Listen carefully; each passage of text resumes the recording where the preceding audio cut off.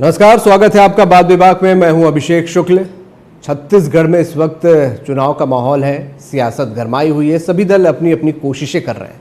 तो बात विभाग में आज बेबाकी से बात करने के लिए हमारे साथ छत्तीसगढ़ बीजेपी का वो चेहरा है जो छत्तीसगढ़ बनने के बाद से लगातार यहाँ पर सक्रिय रहा, मौजूद रहा और आज भी छत्तीसगढ़ की राजनीति की कल्पना उनके चेहरे के बिना नहीं की जा सकती। हमारे साथ मौजूद हैं बीजेपी के राष्ट्रीय उपाध्यक्ष पूर्व मुख्यमंत्री रमन सिंह जी। बहुत बहुत स्वागत सर। सर, चुनावी माहौल है, 21 लोगों की लिस्ट भी आ चुकी है। क्या स्ट्रेटजी इस 21 लोगों की लिस्ट के पीछे आप मान रहे हैं और क्या आप लोगों का फीडबैक है ये 21 नामों को लेकर?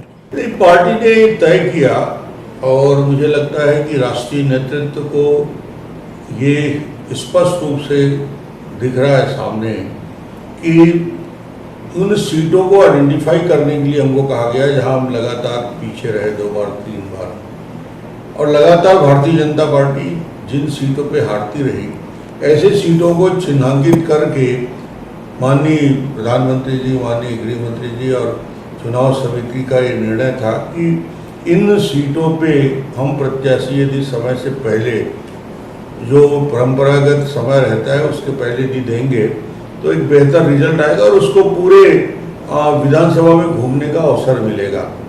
इसलिए ये निर्णय लिया गया 21 प्रत्याशी। और उसकी प्रतिक्रिया जो आई है, कैंडिडेट डिक्लेयर करने के पहले हम लोग भी संकोच कर रहे थे, मगर प्रत्याशी के चयन के बाद जो रिस्पांस मिल रहा है मीडिया का, जो रिस्पांस मिल रहा है कार्यकर्ताओं का, जो रिस्पांस मिल रहा है हमारे प्रत्याशी को गांव-गांव में जाने का, तो वो बड़ा पॉजिटिव और सकारात्मक है और एक बेहतर वातावरण का निर्माण हम करने में सफल हुए। पाटन सीट को लेकर बहुत चर्चा है, वहाँ पर आप लोगों ने विजय बघेल जी को उतारा है और सबसे ज़्यादा चर्चा उसी की हो रही है। मुख्यमंत्री भी बोल रहे हैं और खुद विजय बघेल भी। ये क्या स्ट्रेटजी, क्या कोई खास रणनीति के तहत वहाँ पर ये उतारा गया? देखिए, विजय जी अभी लोकसभा चुनाव लड़े और लोकसभा चुनाव में छत्तीसगढ़ में सर्वाधिक वोटों से जीतने वाला कोई व्यक्ति है तो विजय बघेल जी। विजय लगातार भूपेश के खिलाफ न केवल संघर्ष करने वाला व्यक्ति है बल्कि उनकी भूमिका रही है एक बार चुनाव में पूरी तरीके से पराजित करने वाला भूपेश बघेल को विजय बघेल ही है। और हम उम्मीद करते हैं कि इस चुनाव में पाटन की जनता का आशीर्वाद विजय। कल मुख्यमंत्री ने दिल्ली में प्रेस कॉन्फ्रेंस की थी और पाटन का भी जिक्र किया था कि ईडी और आईटी के भरोसे वहाँ पर अब चुनाव लड़ा जाएगा। ईडी और आईटी के भरोसे की बात कहना मुझे समझ के बाहर है। ये स्पष्ट हो चुका है कि ये सरकार भ्रष्टाचार में लिप्त है। यदि आप ईमानदारी के साथ सरकार चलाते तो आज ये कहने का अधिकार बनता। जब घोषित रूप से ईडी ने प्रमाणित कर दिया, 13,000 पेज के दस्तावेज प्रस्तुत कर दिए, 180 करोड़ की संपत्ति जब्त कर ली, उसके बाद ये कहने की हिम्मत कर रहे हैं इनके माइनिंग के डायरेक्टर जेल में 7 महीने से, इनके सीनियर आईएएस अधिकारी जेल के अंदर है। अपराध निश्चित रूप से इतना बड़ा हुआ है। नीतियों में परिवर्तन करना अपराध होता है। जैसे खनिज में इन्होंने जो व्यवस्था बनी थी बीजेपी की सरकार में, जहां करप्शन को समाप्त करने के लिए हमने बात की थी, हमने कहा कि ऑनलाइन व्यवस्था होगी माइनिंग में, डीओ ऑर्डर जो दिए जाएंगे, डिस्पैच ऑर्डर देने के साथ साथ लोगों को मैनुअल आने की जरूरत नहीं है, कोई करप्शन नहीं होगा, कोई पैसे का लेन देन नहीं होगा।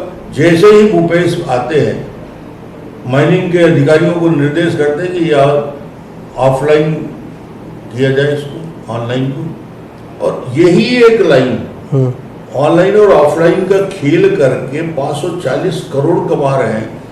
दस्तावेजी प्रमाण इस बात को लेकर है। इसके बाद भी बोल रहे हैं आईटी ईडी। यदि आप भ्रष्टाचार में आकंठ डूबे हुए हो तो ये सरकारी एजेंसी हाथ में हाथ धर के बैठी रहेगी क्या? अब तो महादेव भी आ गया, यानी कोई ऐसा चीज बच नहीं रहा है छत्तीसगढ़ में जहां मुख्यमंत्री के अधिकारियों का हाथ ना हो। यानी ये हालत हो गया कि छत्तीसगढ़ में वो चाहे कोयले का घोटाला हो, शराब का घोटाला हो, ये बड़े बड़े घोटाले, चावल के घोटाला करने वालों, गौठान का घोटाला हो, इसको तो छोड़ा नहीं। अब जब पता चल रहा है कि सट्टे में महादेव ऐप में भी इनके वरिष्ठ लोगों का हाथ है और मंथली महीने में इनको बड़ी राशि मिलती है।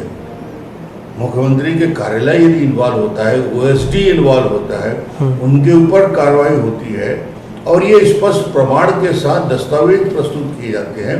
इसके बाद बोलते हैं कि ईडी और आईटी आप इतने भ्रष्टाचार थे, आप तो एक तरफ दिल्ली के एटीएम बन के करोड़ों रुपया पहुंचाना चाहते हो, चुनाव में छत्तीसगढ़ को लूटना चाहते हो, और यदि ऐसी एजेंसी जांच करती है तो आपको तकलीफ होती है।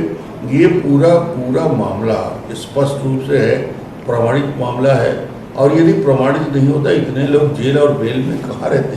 इतनी बड़ी कार्रवाई पूरे छत्तीसगढ़ में पारदर्शिता के साथ हुई। चावल को लेके भी कहा जा रहा है कि क्योंकि चाउर वाले बाबा आप भी कहलाते थे और ईडी चावल सप्लाई को लेके भी कुछ कार्रवाई उसमें करने जा रहे हैं। जिसके पीडीएस सिस्टम की चर्चा देश और दुनिया में होती थी, आज 600 करोड़ के चावल घोटाला करने वाला भूपेश बघेल, ये मैं नहीं कह रहा, विधानसभा में मेरे प्रश्न के उत्तर में इन्होंने बताया कि 59,000 मीट्रिक टन चावल की गड़बड़ी भूपेश बघेल के मंत्री और उसके विभाग के अधिकारियों ने कैसे की। यहाँ से और छत्तीसगढ़ की राजधानी से चावल रवाना होता है और दुकान तक जाते जाते 59,000 मीट्रिक टन चावल गायब हो जाता है। ये बीच का चावल के बारे में विधानसभा में कोई जानकारी नहीं दी। रिपोर्ट आती है, जांच होती है, जांच में सारी बात प्रमाण होते हैं, दस्तावेज होते हैं। मैंने केंद्रीय मंत्री को पत्र लिखा कि चावल में भ्रष्टाचार हुआ है, उन्होंने टीम भेजा, उस टीम की रिपोर्ट मेरे पास दस्तावेज मौजूद है जिसमें कहा गया कि चावल की गड़बड़ी छत्तीसगढ़ के पीडीएस में सरकार ने किया है। अब चावल को भी नहीं छोड़ेंगे तो ये सरकार भ्रष्टाचार में कितनी नीचे जाना चाहती है, ये छत्तीसगढ़ की जनता समझ नहीं रही। भ्रष्टाचार का आरोप बीजेपी लगा रही है, पर उनका काउंटर जब भी आता है उनका कहना है कि सिर्फ हमारे लोगों को टारगेट किया जा रहा है। भैया, जहाँ गुड़ होगा वहाँ मक्खी आएगी। यदि आप करप्शन कर रहे हो तो ईडी और ऐसे अधिकारियों की टीम आएगी, और ईडी तो इस सारे मामले को न्यायालय में प्रस्तुत करेगा ना।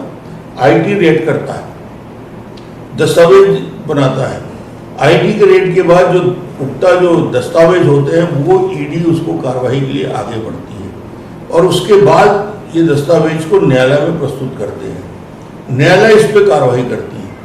तो भूपेश जी को इसमें चिंता नहीं करना चाहिए। यदि वो पाक साफ हैं तो न्यायालय जाते जाते आज 7 महीने से न्यायालय में सुनवाई क्यों नहीं हो रही, जमानत तक नहीं हो रहा है 7-7 महीने से। इसका मतलब कि न्यायालय भी इस बात को मानती है कि छत्तीसगढ़ में व्यापक भ्रष्टाचार सभी स्तर में हो रहा है। एक चुनावी मौसम है तो एक बड़ा मसला युवाओं को लेकर भी है और युवाओं को लेकर सभी दल अपनी अपनी कोशिशें कर रहे हैं। युवा संवाद सरकार की तरफ से हो रहा है, बातचीत हो रही है लगातार जगह जगह जाकर। युवाओं को लेकर आप लोगों की क्या स्ट्रेटजी, क्योंकि एक बड़ा वर्ग है जो वोट बैंक भी है और छत्तीसगढ़ में प्रभावी भूमिका में है। छत्तीसगढ़ में युवकों को छला गया है।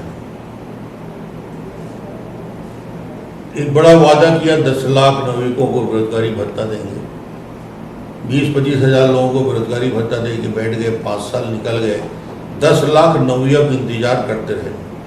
कौशल उन्नयन के लिए हमने संस्थान बनाए थे, वो सारे संस्थान बंद कर दिए गए।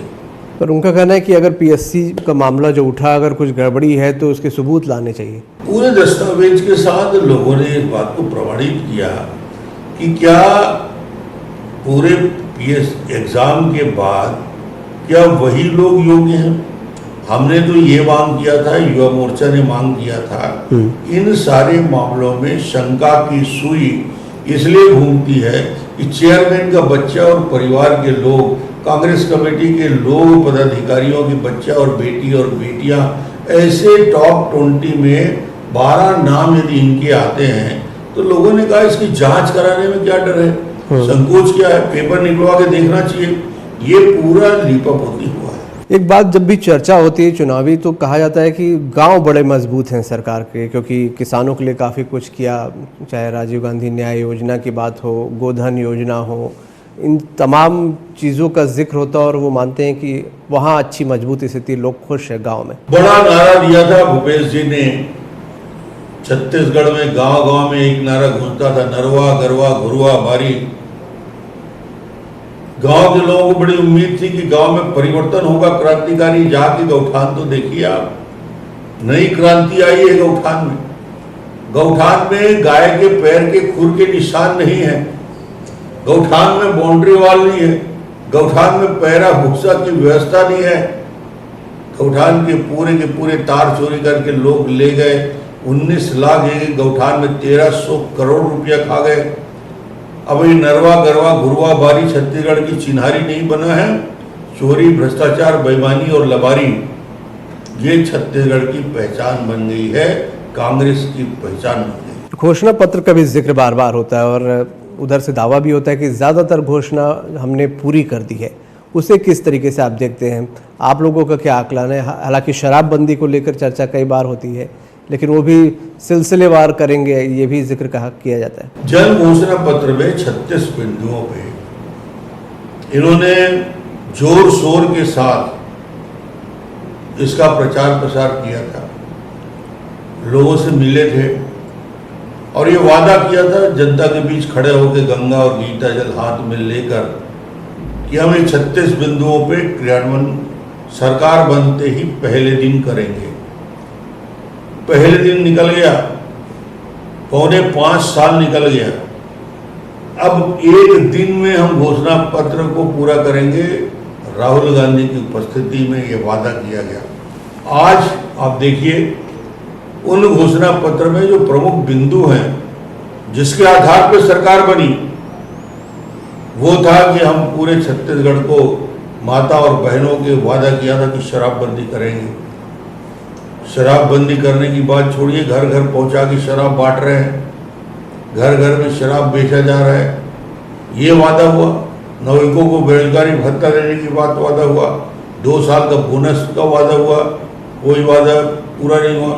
2 लाख कर्मचारियों को दैनिक वेतनभोगी कर्मचारी, संविदा के कर्मचारी, अनियमित कर्मचारी, इन्होंने सबको अलग अलग भाषण देके सभा करके कहा था कि 2 लाख कर्मचारी को जो अस्थायी है उनको स्थायी किया जाएगा। आज ये 2 लाख कर्मचारी अपना प्रश्न पूछ रहे हैं कि हमें स्थायी करने की बात कहाँ गई। वृद्धावस्था पेंशन, विधवा पेंशन 1,500 रुपया करने का घोषणा किया था।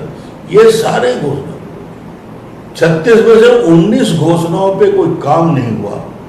बड़ी बड़ी बात करते हैं, मगर छत्तीसगढ़ के धरातल की सच्चाई को देखेंगे तो विकास काम पूरी तरीके से ठप हो गया है। डेवलपमेंट में जीरो है छत्तीसगढ़। इंफ्रास्ट्रक्चर और सड़कों का भी जिक्र आता है कई बार, और हालांकि कुछ महीने पहले बैठक हुई थी, उसमें निर्देश दिए गए थे कि सड़कों का काम तेजी के साथ पूरा किया जाए। मगर वही मैं कह रहा हूँ कि 15 साल के विकास के बाद इन 5 सालों में विकास थम गया है, कहीं कोई विकास नहीं। हमने ड्रॉप आउट रेट 11 से 1% में ला के रोका, मगर आज स्कूलों की संख्या कम हो रही है। स्कूल के नाम से लोगों को भ्रमित किया जा रहा है। धर्मांतरण भी एक बड़ा मुद्दा है जो आप लोग समय समय पर उठाते हैं, लेकिन उसे भी खारिज किया जाता है कि आप लोगों के कार्यकाल में ज़्यादा चर्च बने। भूपेश जी का एक ही सूत्र रहता है, बीजेपी की सरकार में धर्मांतरण हो। अरे भाई, कांग्रेस सरकार में ईसाई मिशनरी को सरकार के संरक्षण में यह अधिकार दे दिया गया कि नारायणपुर में जो धर्मांतरण नहीं किया जाए उनको मार मार के ठीक किया जाए। 60 लोग जेल के अंदर जाते हैं। अब तो सरकार धर्मांतरण करवाने के लिए आदिवासियों को, भोले भाले आदिवासियों को इस शक्ति का उपयोग कर रही है और प्रशासन का उपयोग कर रही है। दंतेवाड़ा का एसपी लिखता है, सरकार को चेतावनी देता है कि ईसाई मिशनरियों का कुचक्र पूरे जिले में फैला हुआ है, यदि नहीं रोका गया तो अलगाववाद ताकतें पनपने लगेगी पूरे बस्तर में। ये कलेक्टर अलार्मिंग मैसेज भेजता है, मुख्यमंत्री उसका मजाक उड़ाते हैं, उस अधिकारी को बदल देते हैं। ये स्थिति छत्तीसगढ़ में सरगुजा से लेकर बस्तर तक सरकार के देखरेख में, संरक्षण में जबरदस्त रूप से धर्मांतरण का कुचक्र चल रहा है। एक आदिवासियों का जिक्र हो रहा है तो आदिवासियों को लेकर भी आरक्षण की भी बात आती है, ओबीसी आरक्षण को भी लेकर बात आती है और आरक्षण को लेकर बड़ा पशुपेश में आम लोग भी थे कि कभी कोर्ट में जाता था मामला, कभी अटक जाता था, कभी विधानसभा में पारित होता था। क्या स्थिति है मौजूदा, क्योंकि सरकार आप पर आरोप लगाती है, बीजेपी पर, बीजेपी कांग्रेस पर। सरकार के मुखिया को मैं बताना चाहता हूं, सरकार को बताना चाहता हूं, अपनी याददाश्त ठीक कर लें। जब छत्तीसगढ़ राज्य का गठन हुआ, हमारी सरकार बनी, हमने बड़ा कदम उठाया। शायद इनकी याददाश्त कमजोर है। अनुसूचित जनजाति यानी ट्राइबल को आरक्षण 20% मिलता था। उस 20% आरक्षण को भारतीय जनता पार्टी के शासनकाल में 32% करने का काम भारतीय जनता पार्टी ने किया। ये क्या आरक्षण की बात करें? हमने तो डिस्ट्रिक्ट क्वार्टर बनाया बस्तर से सरगुजा तक उन इफेक्टेड एरिया में, और उनकी नियुक्ति की 7-8 हजार नौयुवकों को जिला स्तर में तृतीय और चतुर्थ वर्ग के पद में सीधे नियुक्ति का अधिकार दिया। ये है छत्तीसगढ़ में जो आरक्षण के लिए का भारतीय जनता पार्टी ने कहा। और ये भूपेश सरकार, भूपेश के लोग न्यायालय में जाके आरक्षण को रोकते हैं, उनको पद दिया जाता है। आरक्षण के सबसे बड़े विरोधी है ये कांग्रेस सरकार। पर वो अब लगातार बीजेपी पे आरोप भी लगाते हैं कि नफरत फैलाती बीजेपी, बांटती है लोगों को। बीरनपुर का भी जब जिक्र आता है तो भी यही आरोप आप लोग पे लगाए कि आप लोग वहाँ जाके माहौल खराब कर रहे थे। अभी 5 साल में इतना तेजी के साथ ये ताकतें क्यों बढ़ रही है, ये मुख्यमंत्री को देखना चाहिए। चेहरे को लेकर भी बात होती है कि कौन सा चेहरा होगा। कांग्रेस के पास तो एक प्रोमिनेंट फेस है, जबकि बीजेपी चेहरे को लेकर कंफ्यूज है बहुत। चेहरे को लेकर भारतीय जनता पार्टी की स्पष्ट नीति रही है, साफ सोच रहा है। 2003, 8 और 13 में कभी डॉक्टर रमन के चेहरे पे चुनाव नहीं लड़ा गया। मुख्यमंत्री बना जरूर मैं चुनाव के बाद। आज भी हमारी वही रणनीति है, सामूहिक नेतृत्व।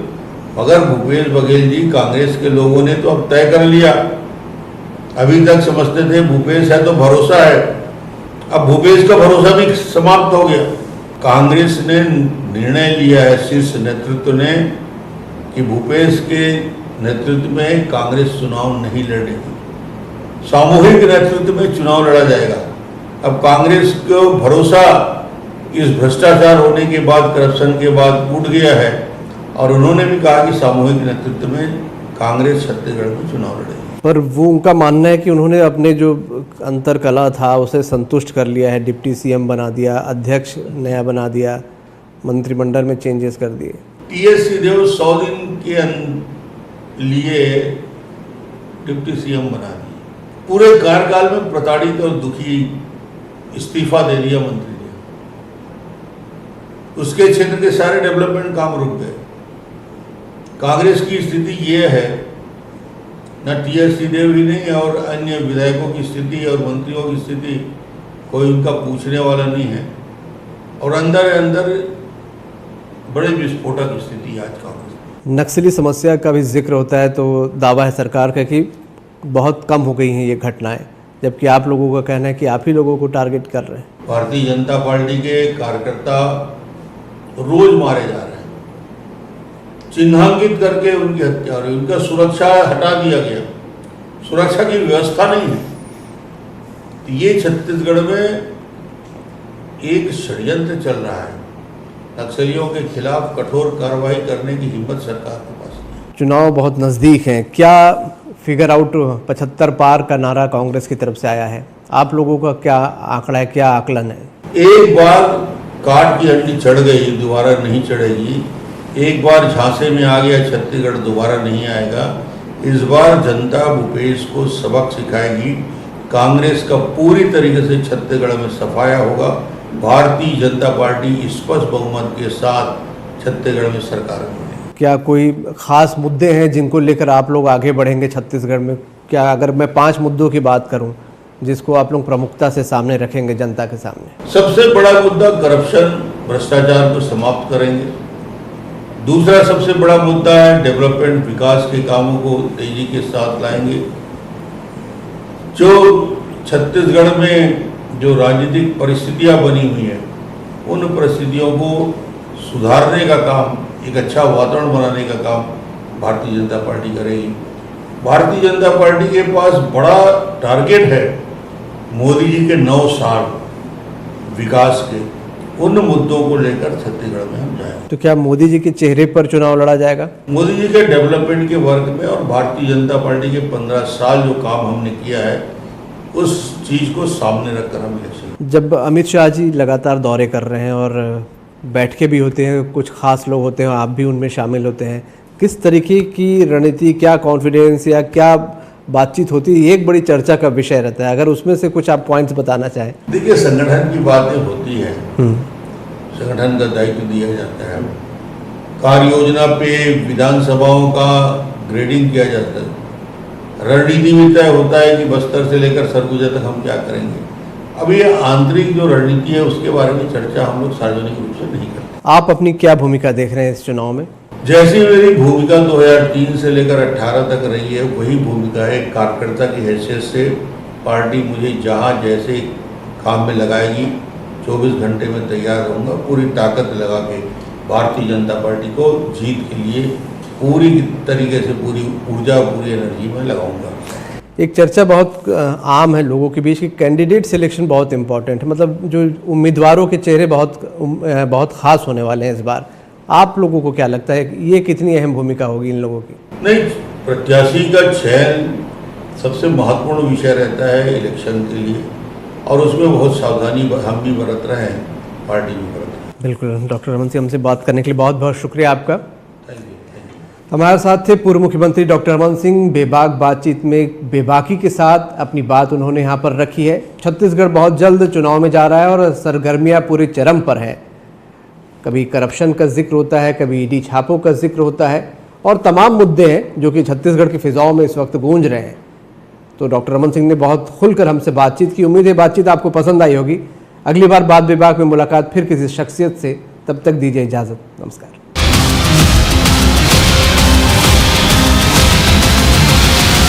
मोदी और शी जिनपिंग ब्रिक्स